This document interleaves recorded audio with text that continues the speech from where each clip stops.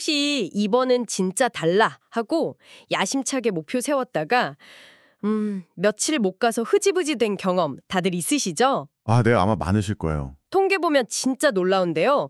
새해 결심의 88%가 실패하고 그중에 4분의 1은 일주일 만에 또 30%는 2주 안에 포기한다고 하더라고요. 88%요? 와, 거의 다 실패한다는 거네요. 네.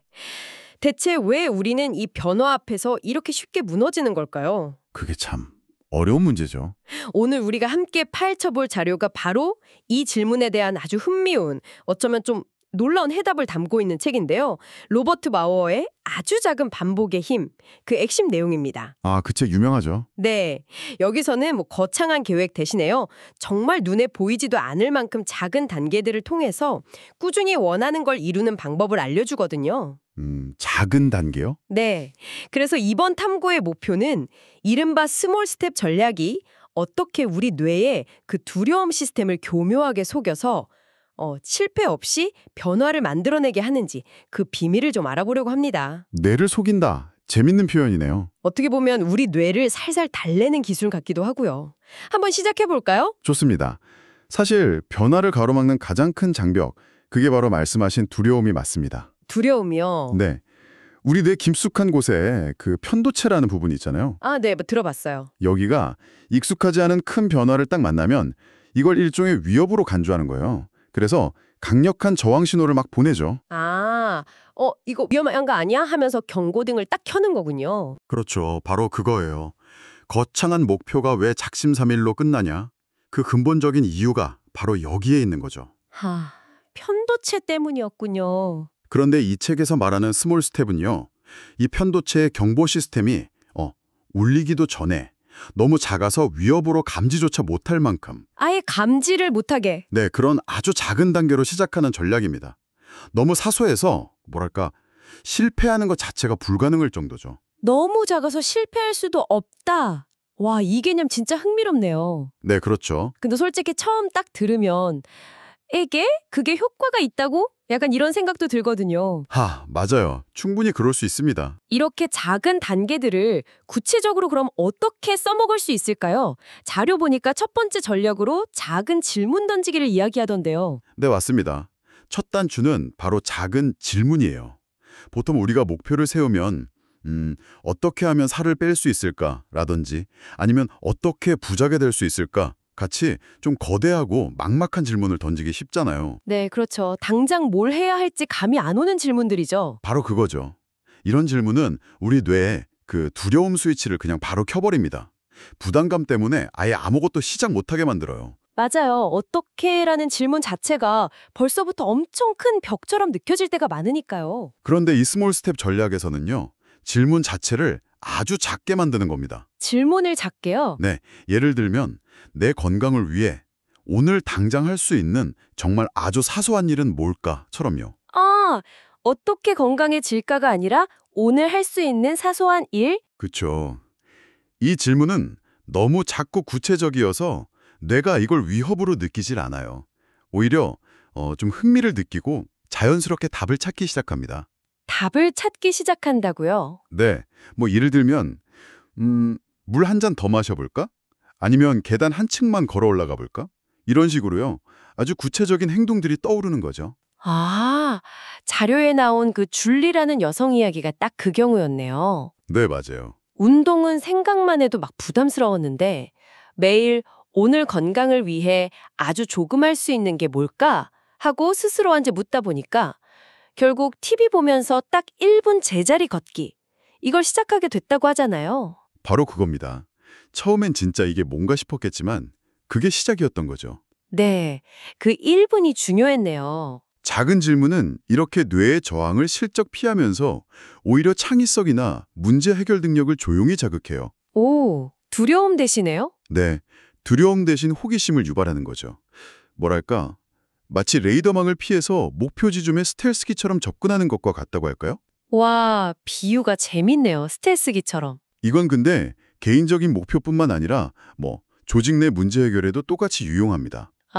회사 같은 데서도요? 네, 자료에 그 패트릭이라는 관리자 사례도 나오는데 어떻게 하면 직원 만족도를 높일까?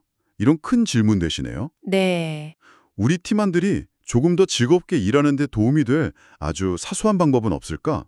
이렇게 질문 방식을 바꿨더니 직원들 참여도 훨씬 들고 분위기도 좋아졌다고 하더라고요. 와, 질문 하나 살짝 바꿨을 뿐인데 그런 효과가. 네.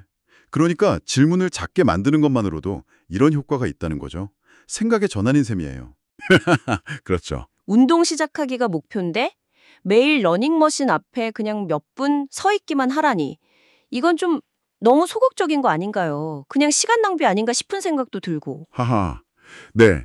처음 보면 이게 뭐 하는 건가? 이게 운동이야? 싶을 수 있습니다. 충분히요. 네. 과소비 막겠다고 계산대 앞에서 물건 딱 하나 빼는 거.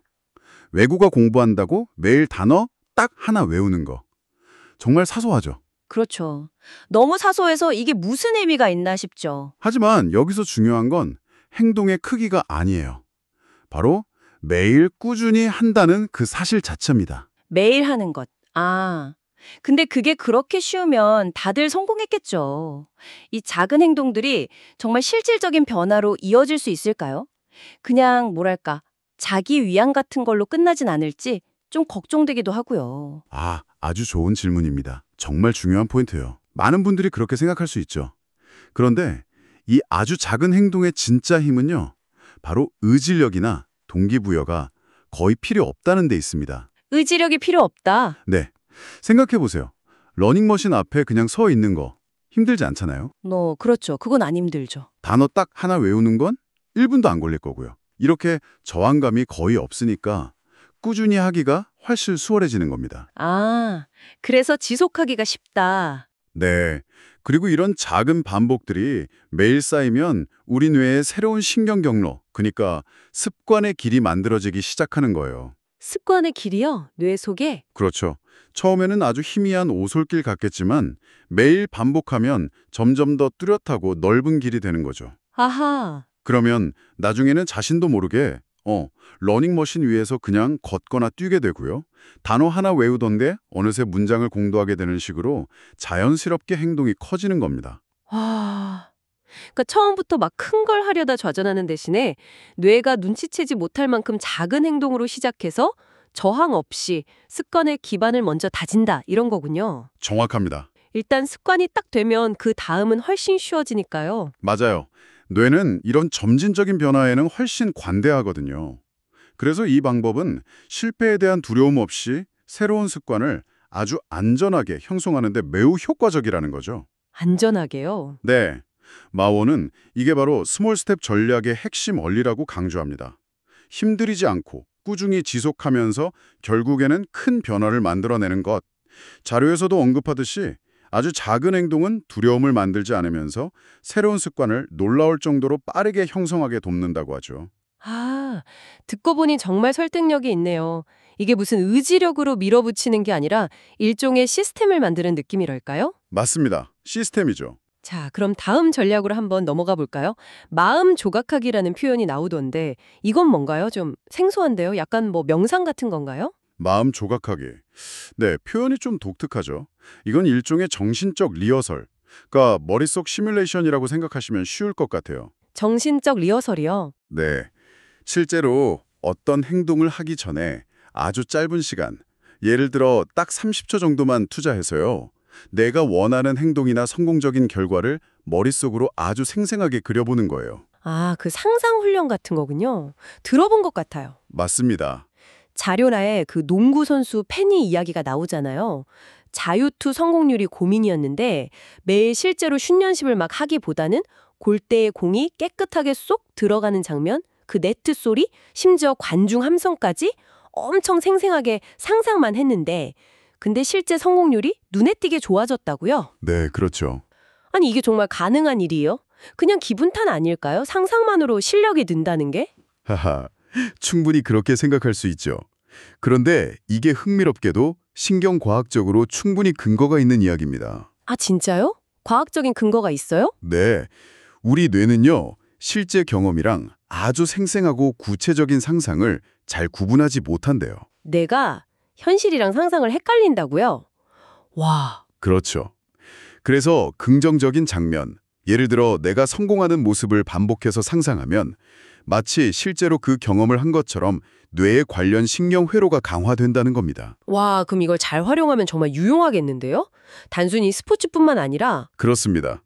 페니 선수처럼 운동 능력을 향상시키는 것 외에도 정말 다양한 상황에 적용할 수 있어요. 예를 들어서 중요한 발표나 좀 어려운 대화를 앞두고 있다면요. 네네, 떨리죠, 그런 건. 그렇죠. 그럴 때 미리 그 상황에서 내가 아주 차분하고 자신감 있게 말하는 모습을 구체적으로 그려보는 거죠. 뭐 발표 자료를 넘기는 내 손짓이라든지 청중들의 긍정적인 반응, 또 매끄럽게 질문에 답변하는 내 목소리까지요. 아, 디테일하게 상상하는 거군요. 네. 스트레스 받는 상황에서 평정심을 유지하는 내 모습을 상상하는 것도 마찬가지고요. 이렇게 짧게라도 정신적 리허설을 하면 실제 상황에 딱 닥쳤을 때 훨씬 더 자신감 있고 능숙하게 대처할 수 있게 되는 거죠. 오, 신기하네요. 핵심은 짧더라도 자료에서는 뭐 30초면 충분하다고 하는데요. 짧더라도 아주 구체적이고 긍정적으로 오감을 동원해서 상상하는 겁니다. 30초 상상이라 이건 진짜 해볼만 하겠는데요. 네. 병원 치료에 대한 두려움을 줄이거나 뭐 식단 조절, 금연같이 의지가 필요한 목표에도 충분히 활용될 수 있다고 하네요. 정말 흥미롭네요. 몸이 안 되면 머리로라도 한다는 말이 그냥 나온 게 아니었군요. 그런 셈이죠. 작은 질문, 작은 행동, 그리고 마음 조각하기까지. 변화를 위한 도구들이 꽤 구체적인데요. 근데 이 외에도 자료에서 작은 보상하고 작은 순간 알아차리기에 대해서도 잠깐 언급하던데 이건 어떤 내용인가요? 뭐가 앞선 전략들을 좀 뒷받침해주는 느낌인데요? 네, 맞습니다. 정확히 보셨어요.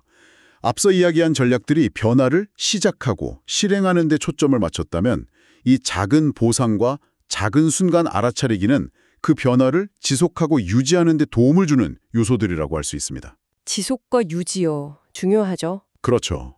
아무리 시작을 잘해도 유지가 안 되면 소용없으니까요. 작은 보상은 말 그대로예요. 뭐 거창한 보상이 아니더라도 아주 작은 목표를 달성한 후에 스스로에게 건네는 소소한 칭찬. 예를 들면 그냥 속으로 오, 오늘 잘했어 하는 거예요. 네네. 혹은 뭐 좋아하는 차를 한 잔 마신다든지 하는 그런 즉각적인 보상이 다음 행동을 이어갈 동기를 부여한다는 거죠. 아, 큰 보상보다 오히려 작고 즉각적인 즐거움이 더 효과적일 수 있다. 네, 행동 강화 이론에서도 그런 이야기가 나오거든요. 마치 그 강아지 훈련할 때 바로바로 간식 주는 것처럼요. 네, 비슷한 원리죠. 스스로에게 잘했다 칭찬 도장 찍어주는 거예요. 그렇군요. 그럼 작은 순간 알아차리기는 뭔가요? 이건 좀 감이 안 오는데요. 이건 문제 해결 능력이나 아니면 일상의 행복감을 높이는데 중요한 역할을 합니다. 예를 들어서요. 직장에서 동료의 아주 사소한 장점이나 기여를 발견하고 칭찬하는 질문을 던져보는 거예요. 오늘 그 아이디어 정말 좋았어요. 이렇게요. 아, 긍정적인 걸 알아차리는 거군요. 네. 혹은 반대로 사람들 사이에 어떤 미묘한 긴장감이나 내 안의 작은 불편함 같은 그런 부정적인 신호를 미리 감지하는 연습을 하는 겁니다. 부정적인 신호도요? 네. 이런 작은 긍정적인 순간 또는 부정적인 순간들을 놓치지 않고 알아차리는 연습을 꾸준히 하면요. 문제가 커지기 전에 미리 대처하거나 관계를 개선할 수 있고요. 또 일상 속의 작은 기쁨들을 더 잘 누릴 수 있게 된다는 거죠. 아, 어떻게 보면 약간 마음 챙김이랑 비슷하네요. 현재 순간을 잘 관찰하는 거. 맞아요. 그런 맥락입니다. 큰 사건보다는 사실 이런 작은 순간들이 모여서 우리 삶의 질을 결정하는 경우가 많잖아요. 그렇군요. 듣고 보니 결국 이 모든 전략들이 가리키는 방향은 딱 하나네요. 크고 화려하게. 이게 아니라 작지만 꾸준하게. 바로 그겁니다. 이 모든 전략들은 결국 작지만 꾸준한 반복의 힘을 활용하는 다양한 방법들이라고 할 수 있어요. 네. 변화는 단거리 경주가 아니라 마라톤과 같다는 점을 기억해야 합니다.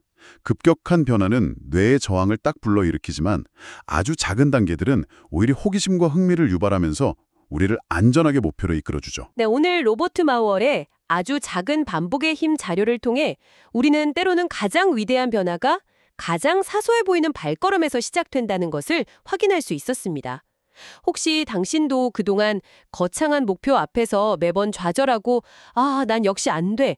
이렇게 자책해왔다면 오늘 이야기 나눈 이 스몰 스텝 접근법이 어쩌면 당신에게 예상치 못한 돌파구를 열어줄지도 모르겠습니다. 꼭 기억하세요.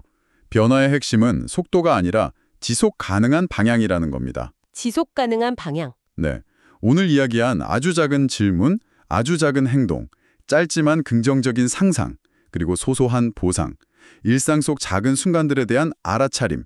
이 작은 조각들이 꾸준히 모여서 결국 당신이 원하는 큰 그림을 완성할 수 있을 겁니다. 네. 뇌의 그 두려움 시스템을 현명하게 우회하고 꾸준함을 당신의 가장 강력한 무기로 삼는 것. 이것이 바로 핵심입니다. 자, 이제 당신의 차례입니다. 오늘 저희가 나눈 이야기들을 바탕으로 지금 당장 당신의 목표를 향해 내디딜 수 있는 아주 작은 첫걸음은 무엇일지 한번 떠올려 보시면 어떨까요? 네, 아주 작은 거요. 네. 너무 사소해서 실패할 걱정조차 할 필요 없는 바로 그 한 걸음 말입니다. 책상 위 먼지 살짝 닦기? 아니면 물 한 모금 더 마시기? 그것도 아니면 그냥 심호흡 한번 깊게 하기. 당신의 가장 작은 첫걸음은 무엇인가요?